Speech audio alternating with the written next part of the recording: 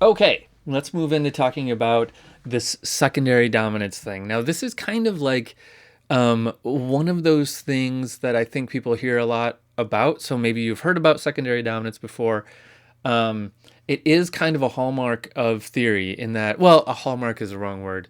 It's it's a benchmark. It's a big topic that we kind of use to kind of signify the end of second semester music theory, really. Whereas kind of modes are kind of around the end of first semester music theory, and secondary dominants are around the end of second semester music theory. So what we're talking about here is we're starting to delve into chromatic harmony. So we know what chromatic means, right? Chromatic means not in key. Um, so what we're going to see with secondary dominants is some chords that are out of the key, and we have to find a way to explain those and have them make sense. So I have a really simple example of one up here. Okay, so let's get this on screen. Okay, so what we have here is we have an F sharp right here.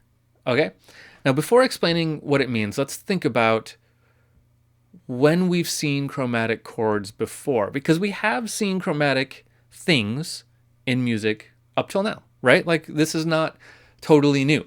We've seen chords that didn't quite make sense.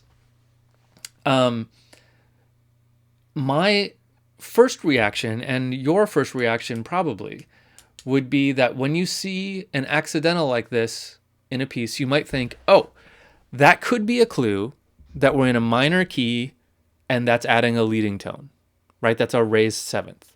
That is kind of a first gut reaction to where you see when you see an accidental in a piece of in a otherwise diatonic piece of music, right?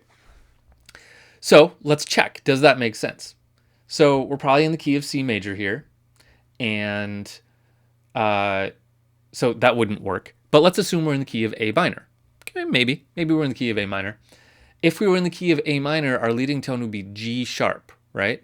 So if we were in the key of A minor and we wanted to give ourselves that leading tone, we would raise the seventh in the key to give us a G sharp, and that would push us towards A, and give us some major five chords and all that stuff that we've looked at in the past, right? So we would expect a G sharp here for that to be true, and we don't have one. We have an F sharp. So it's probably not that, right? But that is a case in which we've seen some chromatic chords pop up, is raising that seventh to make the major five chord in a minor key. But in this case, that doesn't work at all. We're in C major. We have an F sharp in it. What is that? That's a raised sixth? It doesn't really make sense with anything else we've done before. So, let's dive in and try to explain this using something totally new, and that would be secondary dominant. So let's go to a new video and get into it.